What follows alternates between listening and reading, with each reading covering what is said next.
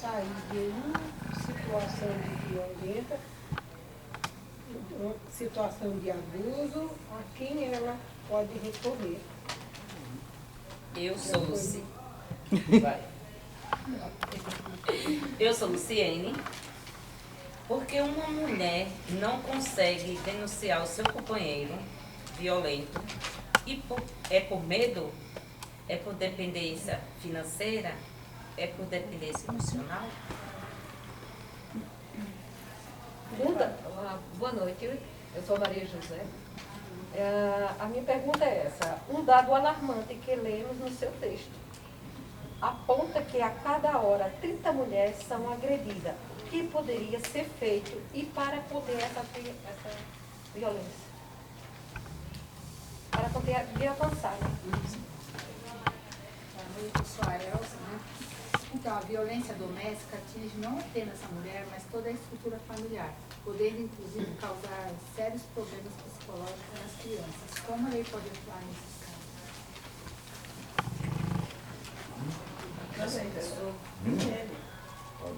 Qual a importância de... Boa noite, Juliana. Qual a importância de denunciar o agressor, sabendo que ele pode ser solto logo em seguida? Me chamo Maria José, boa noite. Nathalie, ouvimos falar que há um sinal que a mulher pode estar fazendo sem o agressor saber que está sendo denunciado. Isso procede? Qual será o sinal? Bom, então algumas coisas eu já falei, vou tentar retomar um pouco. Então, assim, primeiro, qual a importância da mulher denunciar, né? A importância é que se ela não denunciar, ela não vai sair desse relacionamento, ela não vai sair dessa situação de violência. Então ela tem que denunciar, mesmo sabendo que possivelmente o agressor não vai ser preso ou vai ser logo solto, porque a pena é pequena, tá? Mas o que é muito importante para a mulher em situação de violência? Quando ela faz a denúncia, ela pode ter a possibilidade de conseguir a medida protetiva. E aí a medida protetiva é uma garantia para ela de que essa violência vai cessar. Então é aquela medida que o juiz determina que ele não pode se aproximar mais do que 100, 200 metros da mulher, que ele não pode frequentar o mesmo lugar. Porque é engraçado, o homem nunca vai na igreja. Aí na hora em que a mulher resolve separar, ele resolve frequentar qual igreja? A mesma igreja que a mulher vai. Né? Ele não vem aqui na escola nunca, mas na hora que ela resolve separar, ele vai vir aqui nessa escola. Então a medida protetiva impede que isso aconteça. Impede que ele mantenha contato, que ele mande mensagem, que ele ligue, que ele mande mensagem pelo Facebook, pelo Instagram. Então isso acaba protegendo e dando tempo para a mulher conseguir sair daquela situação de violência. Então aí, entrando na tua pergunta, por que a mulher não sai dessa situação? Ela não sai dessa situação por inúmeros motivos, a gente falou alguns aqui. Porque ela tem medo de que a violência piore, ela tem medo de que se ela se separar, a violência escale mais. Ela tem medo de que aquele homem fique, por exemplo, com os filhos, tem medo de perder a guarda das crianças. Às vezes ela tem uma condição financeira que impede ela de se separar. Ela mora na casa do terreno da sogra, por exemplo. Ela não consegue, então, sair de lá, é a casa da sogra. Então, são várias situações que a gente pode ter que impedem essa mulher de sair do relacionamento. Então, a gente tem que olhar para essa mulher de forma a ver qual é a questão dela, o que é importante ali para ela, o que está impedindo ela de sair, para ela conseguir sair do relacionamento. Aonde ela procura ajuda? Então, nas delegacias de defesa da mulher, né, ela pode procurar numa promotoria de justiça também, ela pode procurar direto para o promotor de justiça, ou aqui nas capitais, né, em quase todas do Brasil, tem a Casa da Mulher Brasileira. Qual mais pergunta? Tem mais coisa importante que eu tinha ouvido? Enxergar, né? Que a vítima pode sair, por que a mulher não consegue denunciar, então já falei um pouco por quê. O dado alarmante, né? Que 30 mulheres são agredidas, o que a gente pode fazer para conter esse avanço? Então, eu acho que a questão da repressão é importante, né? Então agora, a Lei Maria da Penha é uma lei que a gente fala que pegou, né? Então no Brasil é engraçado isso, mas tem lei que pega, tem lei que não pega, né? Tem lei, mas não pegou. A Lei Maria da Penha pegou, todo mundo conhece a Lei Maria da Penha, todo mundo sabe que tem a Lei Maria da Penha, não só as mulheres, mas os homens também, né? Então eu acho que tem um fator importante, que é isso dos homens saberem que tem uma lei, saber que essa lei é aplicada, saber que ele pode ser preso, saber que pode ter uma medida protetiva contra ele. Mas eu acho que, assim, pensando um pouquinho mais em médio e longo prazo, eu acho que passa pela educação. Né? E acho que passa pela educação, essa educação aqui que a gente está fazendo, a gente conversando do assunto, a gente falando do tema, a pesquisa que vocês fizeram sobre o tema, as conversas que vocês vão ter daqui para frente, pela pesquisa que vocês fizeram, por isso que vocês me ouviram. Né? Então, tudo isso. E nas escolas também. Trabalhar essas questões do machismo, trabalhar essa masculinidade tóxica que vocês viram naquele vídeo, né? Por que o homem... A gente fala, quando a gente fala de machismo, a gente fala que... A gente pensa que mata a mulher, né? A gente pensa no machismo, a gente pensa no feminicídio, que morre mulher. Muito homem morre por causa do machismo. Sabe quando? Por exemplo, na história de que não leva desaforo para casa. Então o homem vai lá, a gente está num bar, duas amigas estão num bar. O ambiente do bar ficou ruim, começou a ter briga, o que você faz? Paga a conta e vai embora correndo, não é? Se alguém mexer com você ou com a tua amiga, você faz o quê? Esse ambiente não está bom, eu vou embora. O homem faz o quê? Vai tirar a satisfação. Já quebra a garrafa na cabeça do outro. Pronto, começou a confusão. Se o outro estiver armado, e hoje em dia está uma coisa, está todo mundo armado, já leva um tiro. Bate o carro, duas mulheres batem o carro, vai fazer o quê? Putz, desculpa, ai, tô desesperada, tô atrasando pra pegar meu filho na escola, mas tá aqui meu seguro, não sei o quê. O homem desce do carro, não sei o quê, vou pegar você, vou te arrebentar. Isso é o quê, gente? Isso é machismo. Isso é machismo. Isso é reflexo de machismo. Então, quando a gente pensa no machismo, a gente está pensando que não é só a mulher que morre por machismo, homem morre. Homens morrem muito em suicídio.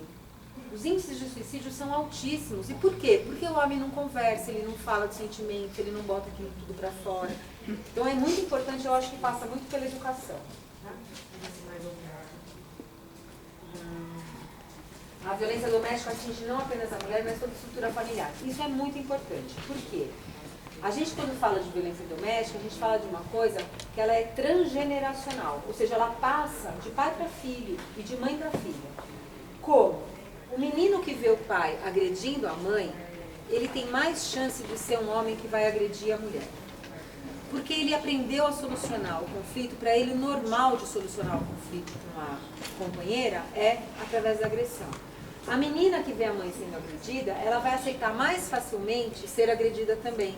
Porque para ela é o normal, a mãe dela era agredida, a tia é agredida, a irmã é agredida. Então ela acha que aquilo é o jeito que se relaciona, né? Quando a gente bate, por exemplo, só um segundo, quando a gente bate numa menina para educar, a gente está batendo, a gente fala, bate lá na criança, né, na menina, e fala assim, eu estou batendo para você aprender, eu estou batendo porque eu te amo. Essa menina vai identificar que a agressão física é uma coisa que decorre do amor. Olha que coisa doida isso. Na cabeça dela, ela vai entender que aquilo é um ato de amor, aquela agressão, que a mãe está tendo contra ela, que o pai está tendo contra ela. Então, olha como é importante a gente trabalhar essas relações e cortar. Uma hora a gente tem que cortar isso. Não é porque aconteceu com a gente, não é porque aconteceu com a minha mãe, não é porque aconteceu com a minha irmã, que tem que continuar passando isso adiante. Uma hora a gente tem que cortar isso, né? Então, por isso que é importante isso que eu falei, da gente trabalhar essas relações de forma não violenta, tá? Então é muito importante essa questão dos filhos, assim. E quando a gente tem uma situação de violência doméstica, normalmente a gente tem outras questões também disfuncionais envolvidas. Então uma criança, por exemplo, que começa na escola dá muito problema, que bate no coleguinha, que morde, que xinga. Aquela criança, às vezes ela está num sofrimento, porque ela traz aquilo da casa, né? Porque imagina, a gente quando é criança tudo é muito maior, né? Às vezes eu lembro que eu estava contando, falo muito, né? Falo alto. E às vezes eu estava contando uma briga, uma discussão que eu tinha tido no trabalho com meu ex-marido, e a minha filha falava, mamãe, para de brigar com o papai. Eu falava, não, eu não estou brigando com o seu pai, eu estou contando a discussão que eu tive no trabalho. Mas para a criança, aquilo ela já começa a ouvir uma voz alterada, ela já começa a ficar assustada, né? Então isso tudo a criança traz. Então é muito importante a gente trabalhar essas relações também por conta das crianças. E às vezes a própria escola identifica uma situação de violência doméstica na casa através da criança. Né, percebe pelo comportamento da criança que tem uma situação de violência na casa. Acho que foi isso. E o sinal. O sinal é uma lei nova. Assim, eu não sei te dizer se as pessoas conhecem esse sinal, mas é aquele X na mão, né? Um X feito com vermelho com batom, que é uma coisa que normalmente a mulher tem fácil, e ela mostra esse sinal. Está começando, né, no Brasil. É uma coisa que é meio mundial, assim, nos outros lugares do mundo tem outros sinais. mas é uma forma da mulher conseguir pedir socorro, né? Pedir ajuda numa hora de importância. Durante a pandemia isso foi muito relevante. Por quê? Porque durante a pandemia, o que aconteceu? Lembrei do ciclo, era controle, ciúme excessivo e isolamento. Durante a pandemia, o que aconteceu? As mulheres ficaram numa situação de controle, porque a gente estava o dia inteiro dentro de casa, a gente não podia fazer nada, estava lá o marido do lado, né? Você pegava o celular, o marido já estava lá do lado. O isolamento, que a gente não podia ir para lugar nenhum, você não podia encontrar com a mãe, não podia encontrar a irmã, não podia encontrar ninguém. E o ciúme excessivo, que ficava aquele homem com questões, às vezes, financeiras, porque preocupado que ia perder o emprego, preocupado que não estava conseguindo trabalhar, abuso de álcool, né? As pessoas beberam mais durante a pandemia. Então, durante a pandemia, foi um boom de violência doméstica. Assim, foi muito grande no mundo todo, em todos os lugares do mundo. Quando começou a pandemia no Brasil, a gente já sabia que isso ia acontecer, porque na China já tinha acontecido. A gente já sabia que tinha tido esse boom de violência doméstica. Então surgiu essa história de você fazer esse X, porque a mulher não tinha como pedir ajuda. Ela não estava saindo de casa para ir trabalhar e aproveitava e passava na delegacia, né? Dava desculpa de que ia trabalhar e ia para a delegacia. Ela não tinha desculpa para sair de casa. Então ficou muito complicada essa situação. Tá bom? Acho que respondi, né? Obrigada. Passei? Passou. Próximo grupo, acho que agora é vocês, hein? Não deixa eu passar na frente. Nossa. Eu acho que né? Do ciclo da violência. Então, Nathalie, boa noite. Boa noite. Meu nome é Mara. A minha pergunta é como que podemos ajudar uma mulher a sair do ciclo de violência, de modo que não volte mais. Na sua opinião, como quebrar o ciclo de violência? Boa noite, Nathalie. Meu nome é Ovani. Até combinou, né, Nathalie? Né? Então, minha pergunta é, no caso de feminicídio, eu não sei falar direito, tá? Você é contra ou a favor a pena de morte no Brasil? Se tivesse, você acha que diminuiria a violência contra mulheres?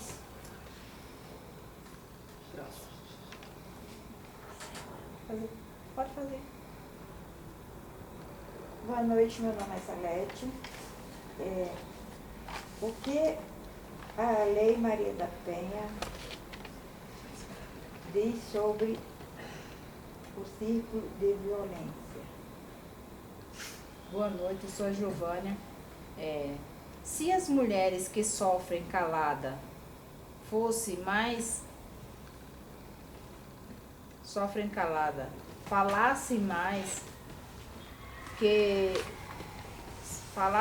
será que os seus companheiros seriam menos violentos?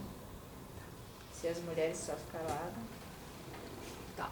Então, acabou? Só as quatro. Só isso. Então, assim, primeiro, falar sobre o ciclo da violência, né? Então, é aquele ciclo que eu falei. Então, é tensão, explosão, lua de mel. Sempre igual, sempre acontece desse jeito.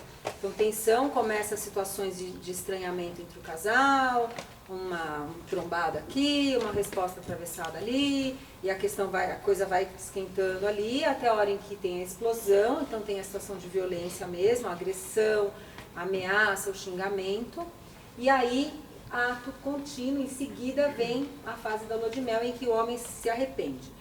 Ai, Nathalie, ele se arrepende mesmo? Ele se arrepende mesmo. Ele realmente se arrepende. Ele está sendo sincero ali naquele arrependimento. Ele realmente fala que ele não vai fazer mais, ele realmente fala que ele vai largar a bebida, que ele vai fazer terapia, que ele vai fazer o diabo. Só que ele não consegue, porque ele está inserido nesse contexto, ele vem com essa criação, ele precisa ser desconstruído. Lembra que eu falei do mosquito da dengue? Ele precisa tomar ali um choque para morrer aquele agressor dentro dele, senão ele vai estabelecer de novo aquele relacionamento abusivo. O problema do ciclo da violência, o que é? É que sempre a agressão, ela vai ser pior do que a agressão anterior. Então, se no primeiro episódio de agressão é uma agressão verbal, no segundo vai ser um episódio de agressão física. E essa agressão vai sempre aumentando, até a hora em que... Então, é uma espiral, né? Então, é um ciclo que ele vai em espiral, até a hora em que a gente chega no pior, que é o feminicídio, né? Então, nunca acontece uma situação de feminicídio sem que a gente tenha um histórico de violência. Às vezes a gente não sabe porque aquela mulher nunca falou, ela nunca fez um BO, ela nunca registrou uma ocorrência. Mas o feminicídio é o fim de uma história de violência. O final de uma história de violência. Então, nunca uma mulher ela é morta pelo companheiro ou pelo ex-companheiro sem que ela tenha sofrido aqueles episódios de violência anterior. Então, por isso que é muito importante essa mulher romper o silêncio, né? Ela precisa falar. Então, se ela fala, ela pode ter uma chance ali de sair daquele ciclo, né? Tem dificuldades, a gente já falou por que, que a mulher não fala, por que, que ela se cala, por que, que ela tem medo de procurar, mas quando ela procura ajuda, a estatística mostra que essa mulher consegue ter mais segurança. Só de registrar o boletim de ocorrência, ela já tem mais segurança. Porque esse homem, quando você registra o boletim de ocorrência, quando você consegue uma medida protetiva, além de ser a medida protetiva em si, que é um papel, mas aqui na cidade de São Paulo, a gente tem o projeto Guardiã, que a Guarda Civil Metropolitana fiscaliza o cumprimento, vai lá para ver se o homem não está impedindo, se não voltou para casa à força. Além disso, esse homem tem um reforço, ele tem alguém que falou para ele, não é para fazer isso. Tudo bem que seu pai fazia, tudo bem que seu irmão fazia, tudo bem que seu irmão faz, mas não é para fazer, está contra a lei. Então ele já tem um primeiro breque ali, né? Então a gente já consegue jogar uma água fria na água fervendo. Que nem quando a gente está fervendo lá a panela de água para fazer o macarrão. Se jogar um pouco de água fria, o que acontece com a fervura? Diminui. Vai ter que começar de novo o processo de aquecimento ali daquela água. Então é um pouco isso. A medida protetiva, o boletim de ocorrência, ele faz essa fervura dar uma abaixada. E aí a mulher tem tempo, então, de sair desse relacionamento. O que a gente faz? É aquilo que eu falei, é ficar junto, tentar levar essa mulher para um serviço de assistência, levar para um serviço de apoio à vítima. É a única coisa que a gente pode fazer e estar perto. Chegou a turma do berimbau. Falta a sua pergunta, eu vou responder.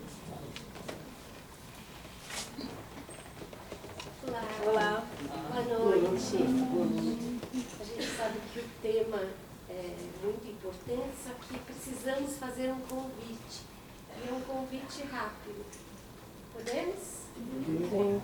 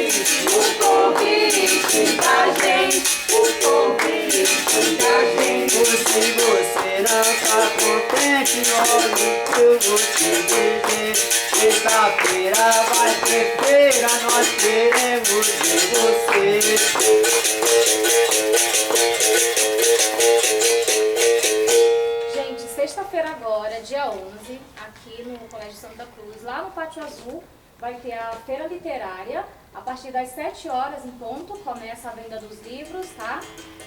Os valores dos livros são fixos, R$3 e R$5. Pagamento somente Pix ou em dinheiro, vai ter música, dança, poesia, história, muita coisa legal. A gente espera todos vocês aqui, tá? Sexta-feira agora, dia 11. E a gente tá vendo também se a gente consegue fazer uma roda de capoeira, tá bom?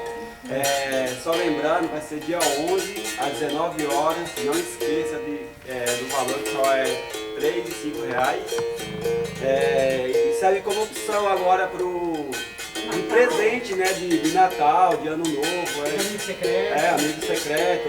Então, garanta o seu. Chega cedo. A escola abre a partir das 17 horas, mas às 19 já começam as vendas. Cheguei cedo para garantir os melhores livros.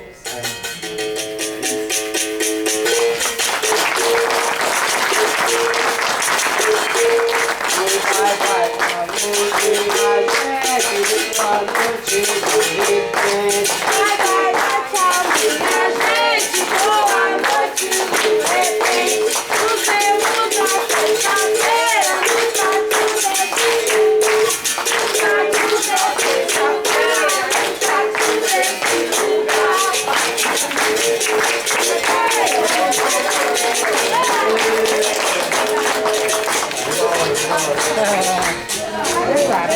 Achei que é gostoso isso aí, viu? Gente, já vem como é a vida, né? Às vezes tá tudo ruim, a gente tá falando nossa tudo e uma coisa boa. Aí, tá vendo? Nem tudo tá ruim. Mas enquanto vem uma coisa boa. Tem a parte boa. É, tem uma parte boa. Aí a gente se apega na parte boa. Aí faltou a sua pergunta, né? Você falou da pena de morte, né? Eu, particularmente, eu sou completamente contra a pena de morte, tá? Então, assim, eu acho que a vida é um bem muito importante para a gente negociar por ele, né? Então, ainda que seja uma situação de um homicídio muito grave, muito cruel, uma situação com violência, muito absurda, eu particularmente sou contra a pena de morte. Eu acho que sempre eu acredito no que sempre dá para trabalhar e que sempre uma pessoa tem alguma coisa de bom, enfim, mas é uma crença minha, pessoal, talvez até relacionada à religião, enfim, aos meus valores, né, de religião. Mas, além disso, estatisticamente, a gente tem, os países que adotaram a pena de morte não reduziram a violência. Então, países em que tem pena de morte não conseguiram reduzir a violência por conta da pena de morte. Ou seja, não é a pena que faz com que o réu não pratique o crime, né? Eu acho que no Brasil a gente tem uma questão mais importante, que é a impunidade. Então, tem muito crime no Brasil que não é punido. Talvez se punisse, ainda que a pena seja pequena, se o fulano tiver certeza que ele vai ser punido, talvez aí ele não pratique o crime, né? Acho que essa é uma questão. Nas questões relacionadas ao feminicídio, é pior ainda, porque a situação que envolve o feminicídio é toda essa situação que eu falei, desse machismo. São situações que, na hora, o homem nem pensa. Ele está fazendo aquilo no automático, ele nem pensa que ele vai ser pego, porque muitas vezes ele pratica o crime e ele nem foge do lugar. Ele espera pela punição, né? Então, por isso que eu acho que a pena de morte não faria muita diferença, né? O que eu acho que faz a diferença? A punição em si, e aí acho que tem que ter mesmo, né, uma punição. Então, a gente vê, por exemplo, o caso do goleiro Bruno, por exemplo, né, que já está na rua. Puxa, é um tapa na cara da gente, né? Então, assim, uma pena maior, uma pena que ele cumprisse mais tempo de prisão, né? Porque a moça já não está aí, a gente não tem nem o corpo, a família não tem nem o corpo. O Guilherme de Pádua, que morreu ontem, mas já estava solto, né? Então, assim, talvez uma pena mais alta, né? Mas, assim, a pena de morte eu não concordo. E aí eu acho que, assim, o argumento que me faz pensar mesmo não pela pena de morte é sobre a irreversibilidade, né? Então vamos pensar, o fulano foi condenado a estar preso há 20 anos, descobre que não foi ele, vem uma prova nova lá, um DNA, alguma coisa, não foi ele. Tudo bem, ele passou 20 anos preso, esses 20 anos não voltam, mas ele não perdeu a vida. Ele sai e continua a vida dele. E se tivesse morrido, se tivesse sido condenado à morte, por exemplo? Acabou, não tem mais jeito, né? E assim, o nosso sistema criminal, e aí é um assunto que depois a gente pode entrar um pouquinho também, se der tempo, é um sistema muito racista, né? Porque assim como a gente vive numa sociedade patriarcal, machista, a gente também vive numa sociedade muito racista, né? Então, mais negros, né, acabam sendo condenados, os negros têm a pena mais alta, os negros ficam mais tempo na prisão. Então, será que isso também não refletiria esse sistema racista, né, na hora da aplicação da pena? Então, assim, eu particularmente eu sou contra a pena de morte, eu acho que não é isso que resolve. Obrigada. Respondi todas? Acho que sim, né? Sim. Obrigada. Próximo. Será que é a gente feminicídio? Boa noite, Nathalie. Boa noite. Segundo os dados estatísticos do IPEA, o estado de Minas Gerais tem o maior número de feminicídio. Por quê? Boa noite, é um prazer recebê-la. E meu nome é Marilu. E eu li em um texto que a nossa lei é muito branda quanto à questão do feminicídio. Você tem conhecimento se há alguma lei mais rígida tramitando para o combate dessa questão tão importante? A minha pergunta é duas em uma, porque faltou uma pessoa do nosso grupo. A primeira é, mesmo com a Lei Maria da Penha, um homem pode alegar legítima defesa na hora de atenuar a sua pena? E por que a taxa de feminicídio no Brasil tem aumentado tanto? Boa noite, meu nome é Antônio. Eu pergunto para você, na sua experiência, qual os homens que levam, na sua experiência, quais são os motivos que levam o homem a cometer o feminicídio? Bom, primeiro, vou começar pela última. O motivo que leva o homem a cometer o feminicídio é um só. Ele acha que ele é dono da mulher. Então, se ele é dono, o dono pode fazer o que quiser com aquilo que ele possui, não é?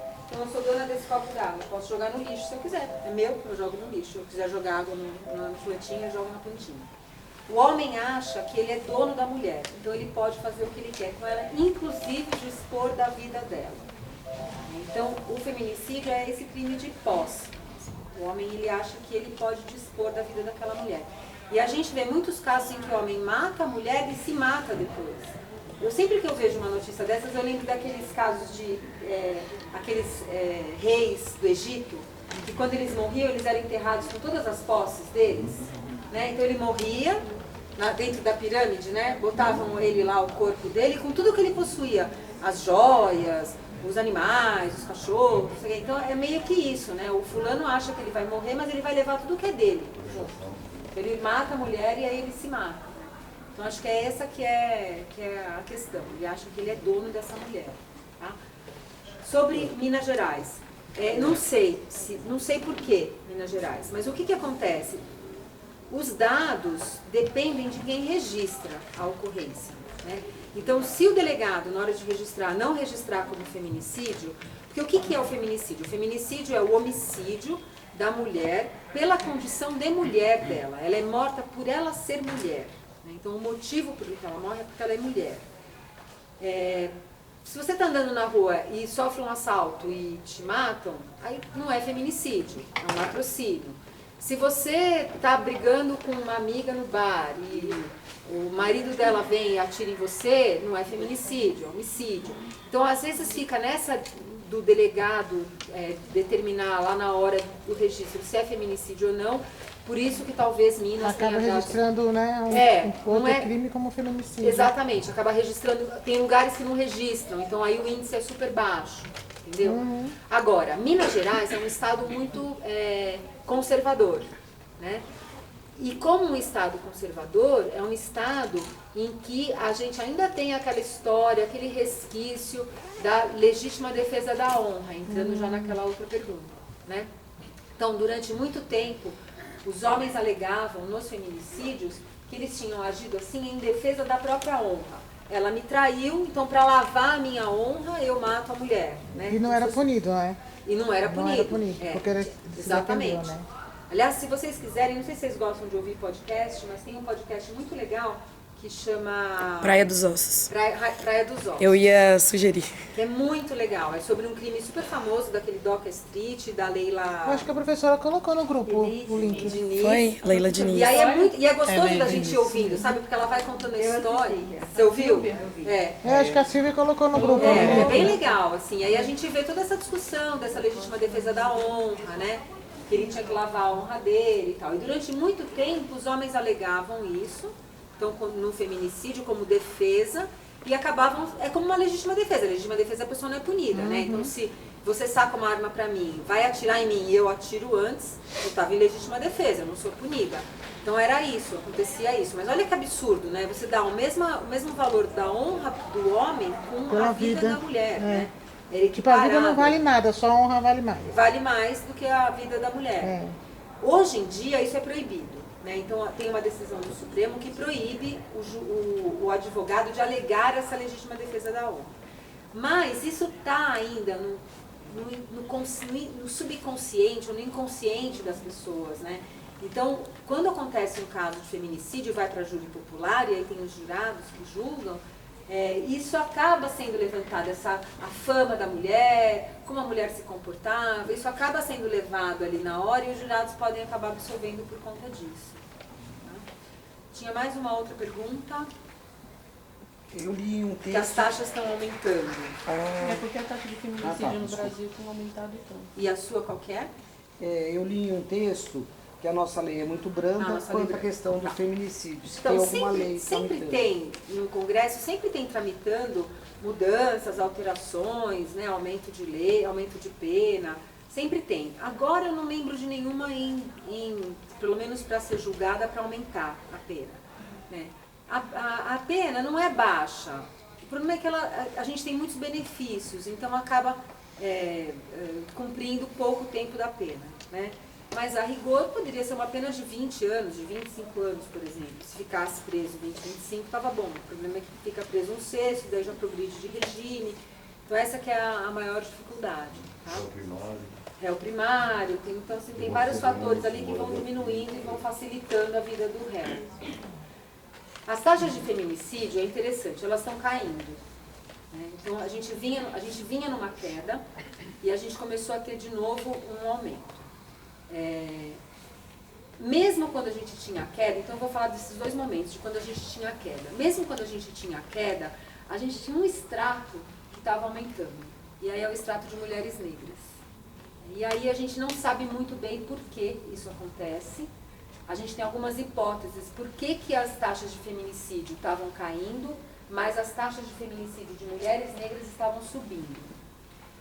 Então, assim, algumas hipóteses. Porque as mulheres negras agora estão começando a ter autonomia financeira, melhores trabalhos, melhores salários, e com isso elas conseguem romper aquele relacionamento abusivo, e quando ela rompe o relacionamento abusivo, é um momento de maior risco para ela sofrer um feminicídio. Um outro fator que a gente avalia é que o sistema é muito racista. Então, mulheres negras conseguem menos medidas protetivas, elas conseguem registrar menos boletim de ocorrência. Então, se já é difícil para uma mulher registrar um boletim de ocorrência quando ela chega na delegacia, para a mulher negra é pior. Né? Ela é mais desencorajada a registrar o boletim de ocorrência, ela consegue menos medidas protetivas. E como eu falei que o boletim de ocorrência e a medida protetiva são situações que acabam auxiliando para evitar o feminicídio, a mulher negra acaba sofrendo esse racismo, né? Também do sistema judicial, e acaba aumentando. De 2019 para cá, a gente está começando a ver um aumento das situações de feminicídio. Eu acho que uma das questões, eu acho que são várias questões, né? Primeiro, eu acho que arma, a gente está com um derrame de arma de fogo, né? Então até 2019 a arma era proibida, você tinha que justificar muito para ter um porte de arma de fogo, e de 2019 para cá, graças a Deus, o inquilino do Planalto que está sendo despejado, ele liberou, já está lá, já ocupando, já devia ter ido embora. Mas graças a ele começou a liberar muita arma de fogo, e a arma de fogo é um fator de risco para a mulher. Né? Tanto que quando a gente faz o relatório de risco, quando a mulher faz o boletim de ocorrência e ela preenche um relatório de risco, a arma de fogo é um fator de risco para a mulher. E a gente sabe, quer dizer, se você está numa discussão com alguém e a pessoa está armada, você nem discute, né? Eu concordo com tudo que a pessoa tem para falar, porque se a pessoa está armada, então é um fator de muito risco. Então esse é um primeiro fator. O segundo fator, e aí eu acho que é um fator mais psicológico, e é uma impressão minha, é que quando a gente fala em violência de gênero, em violência doméstica, em feminicídio, a gente está falando lá na base dela o que tem? O machismo. Né? E a gente tinha um presidente muito machista, que falava frases muito ofensivas de mulheres. Sempre que ele podia, ele depreciava uma mulher, falava que mulher tinha que ganhar menos mesmo porque engravida, falava que mulher é boa para ficar bonitinha ali do lado dele. Então ele depreciava muito as mulheres. Né? Então quando a gente tem aquilo que eu falei da educação, quando a gente tem alguém que deseduca, né, que está autorizando as pessoas a falarem desse jeito, Ele fez coisas que... Exato. E aí o que acontece? Se o próprio presidente está falando isso, imagina o Zé lá na casa dele, no bar, né? Ele está falando para a mulher. O presidente falou, eu posso falar também. Então acho que isso também tem esse fator psicológico ali de ter uma autoridade que depreciava muito as mulheres. Tem um peso muito grande nisso. Tem um peso muito grande. A palavra tem um peso muito grande, né? Então, por exemplo, eu sou a chata dos grupos que eu tô. Ninguém pode fazer piada machista. Porque a base da pirâmide da violência contra a mulher é a piadinha machista, é a piada que deprecia a mulher, é a piada que fala mal da mulher, que te diminui, né? Daí vem a ofensa verbal, aí vem a ofensa física, até chegar no feminicídio. Então, se está na base, a gente tem que cortar já da base, né? Então, nos grupos em que eu tô, ninguém fica fazendo piadinha machista. Às vezes, eles até eles fazem a piada e eles já me marcam, sabe? Eles já escrevem @ o meu nome, pra já tomar a bronca. Você fala, gente, vocês parecem criança, caramba. Vou botar o dedo na tomada. Olha, mamãe, eu vou botar, né? Pra você dar bronca. Tá querendo chamar a atenção? Porque é isso, né? Então, eu acho que isso é muito importante a gente trabalhar essas questões, pra gente evitar esse mal maior lá na frente. Respondi todas do grupo? Faltou alguma? Respondeu todas, né? Sim. Tá.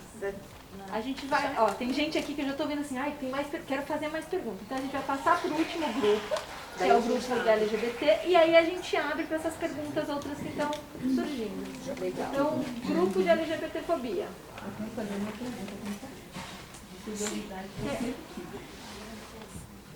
Boa noite. Por que ainda é tão difícil cobrar justiça das mortes dos transgêneros, que são tão violentos? Existe alguma lei de proteção? Renato, boa noite. Meu nome é Romilda. Lemos no texto do grupo gay da Bahia que dizia que o Nordeste é a região que é mais violenta contra a LGBT.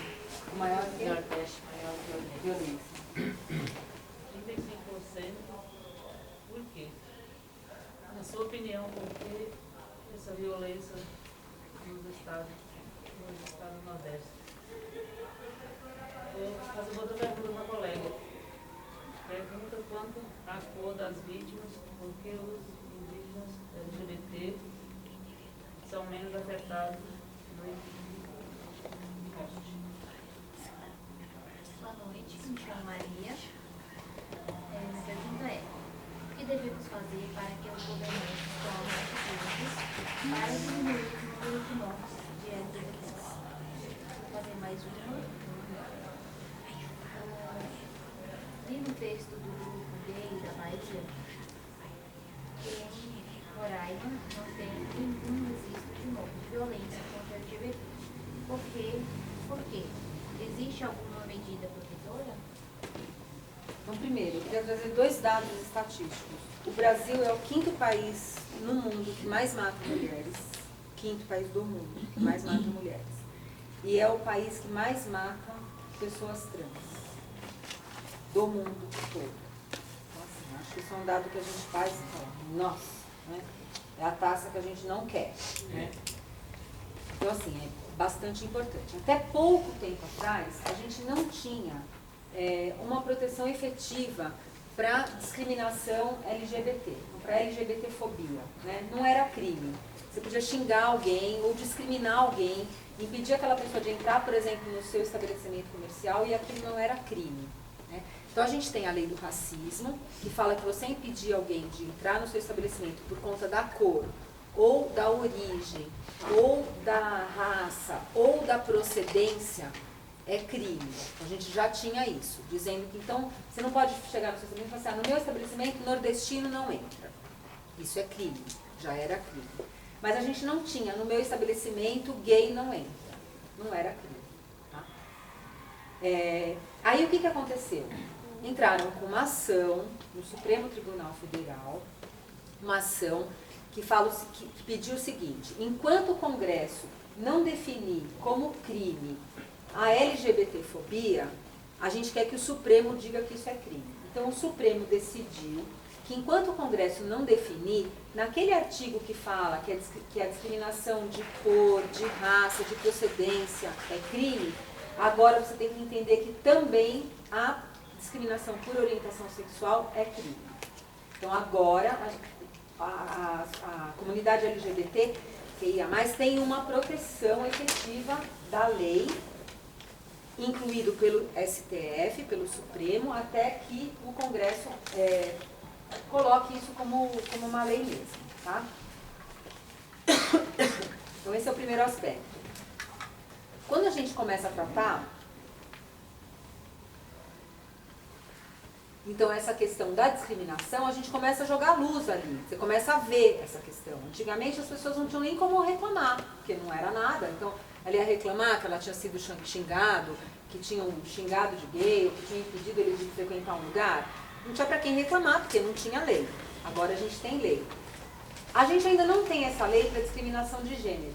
Então, se alguém resolver que eu não vai me contratar por eu ser mulher, eu não tenho o que fazer. Porque a lei não fala em discriminação de gênero. Ela fala de raça, de procedência, ela fala de orientação sexual, mas ela não fala de gênero, tá? Então, esse acho que é um primeiro aspecto que a gente tem de proteção. Sobre comunidades indígenas, né, e Roraima. Eu acho que, primeiro, comunidade indígena, eu acho que dependendo da cultura, a questão de orientação sexual é diferente da nossa, né? Acho que dependendo da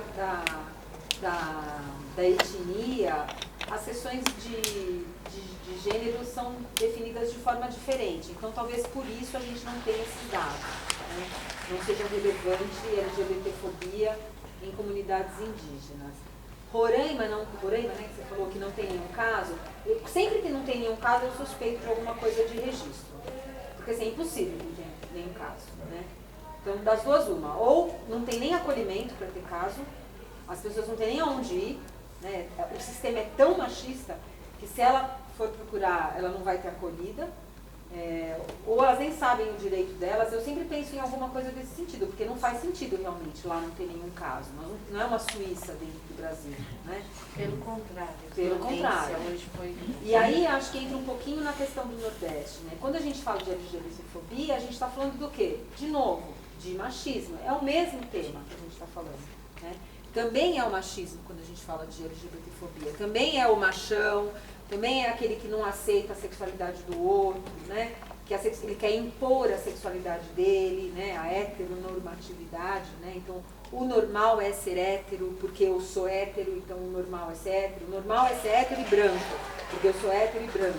O normal é ser homem, hétero, branco. Tudo que não for homem, hétero, branco é diferente, é menos, né? Talvez no Nordeste a gente tenha essa questão machista talvez um pouco mais forte, né? Do cabra macho, do homem que é muito macho, talvez por isso, né? Então a gente tenha essa discrepância, assim.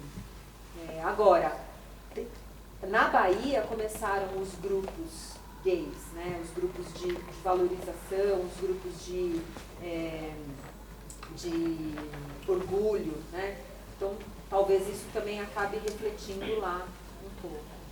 Tinha mais alguma pergunta em relação a isso? Respondi todas? Foram todas?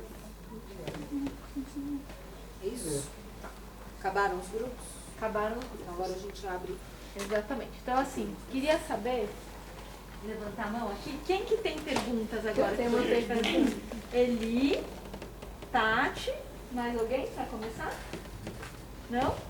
Então, vamos lá. Eli e Tati podem fazer as perguntas de vocês. Eu sempre tive uma curiosidade, eu tenho um amigo que ele apanha da mulher. E todo mundo fala assim, vai na delegacia. E os amigos falam pra ele, imagina o cara chegar lá e falar que apanhou da mulher. A Lei Maria da Penha também funciona para classe masculina? Tá, então, não funciona, tá? Então, assim, a gente tem o Código Penal, tem lá todas as questões, todos os crimes, por exemplo, o crime de lesão corporal, inclusive o crime de lesão corporal em situação de violência doméstica, que é esse caso desse homem, e a gente tem a Lei Maria da Penha. A Lei Maria da Penha, ela só pode ter vítima mulher e agressor homem ou mulher em situação de homoafetividade com outra mulher. Entendi. Então é só quando for um casal homem e mulher e quando for um casal mulher-mulher. Se for um casal homem-homem já não serve para a Lei Maria da Penha. Vai lá para o Código Penal, tem os crimes também, tem lesão corporal no Código Penal, também tem todas as proteções.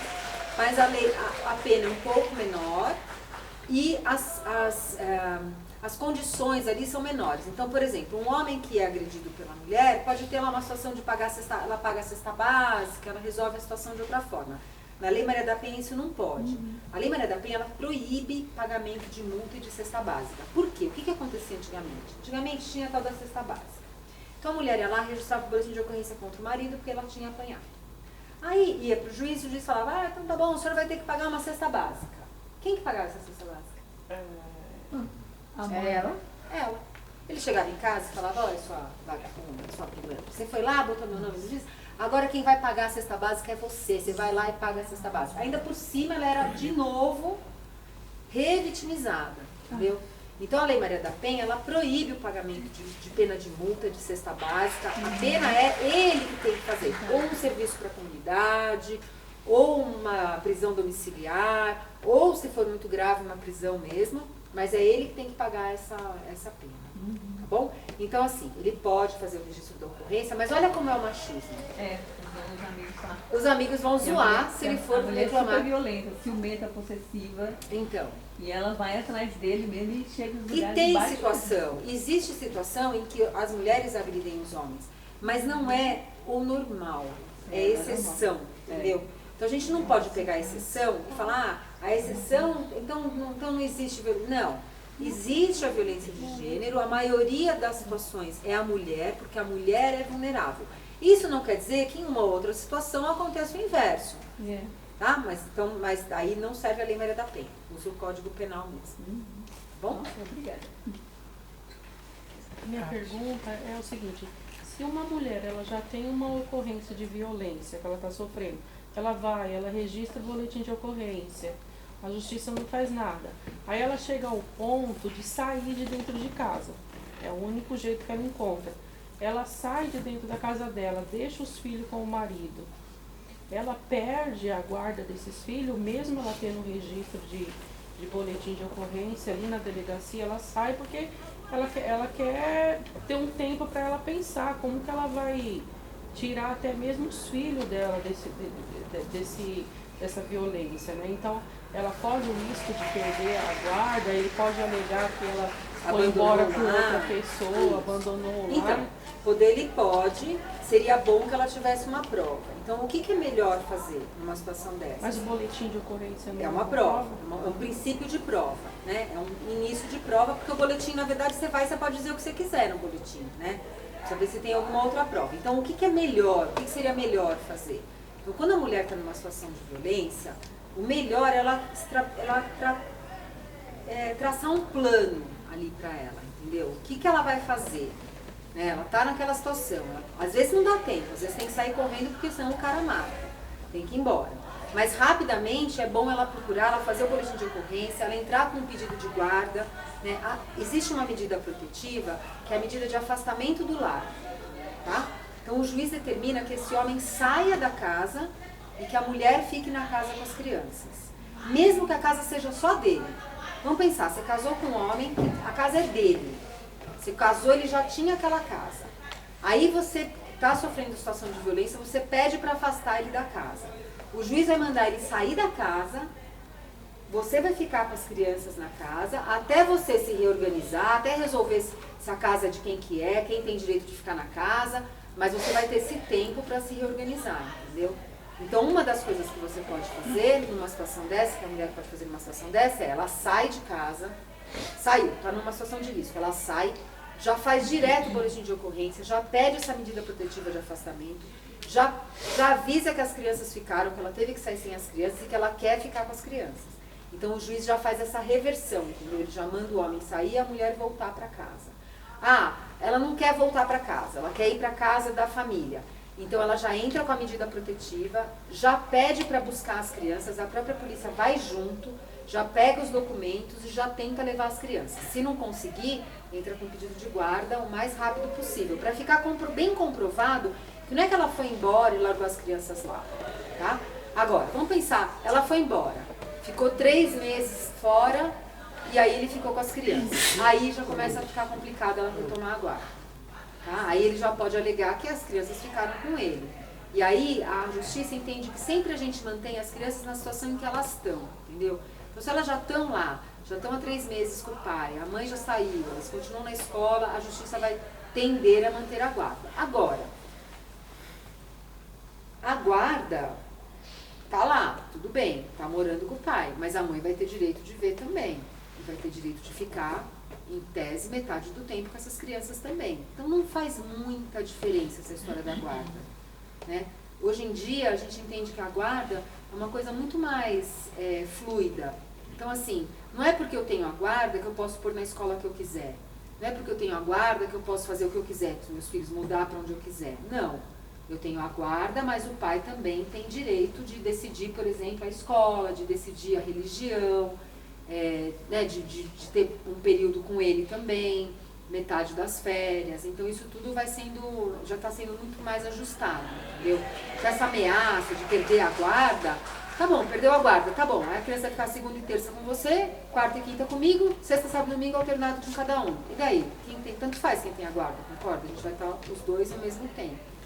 Essa lei protetiva, ela sai de imediato ou demora? A medida protetiva, ela tem que sair em 48 horas. Normalmente sai bem rápido.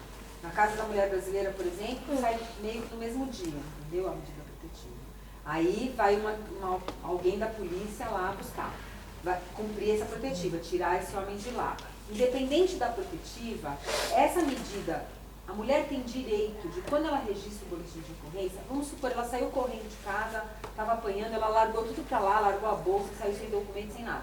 Foi fazer o boletim de ocorrência. Ela tem direito de pedir na delegacia que alguém acompanhe ela até em casa para tirar pelo menos as coisas pessoais dela. Uma mala de roupa, os documentos das crianças, se ela estiver com as crianças, entendeu? Então isso é um direito da mulher. As mulheres não sabem, mas elas podem exigir que alguém da delegacia acompanhe ela para fazer essa retirada desses documentos pessoais. Mas isso acompanha mesmo com frequência toda vez que acontece? Tem que pedir. Se não for, tem que reclamar, é isso, né? Vão falar que não tem viatura na hora, mas aí vai, reclama com o promotor de justiça, porque está na lei, eles têm a obrigação de fazer isso. Isso aí já seria um papel seu que você já inseria ali naquele meio, quando você atua como promotora, né? Isso. A gente orienta as delegacias a fazerem isso, é um direito da mulher. E também tem que ter uma prova também, né? Quando você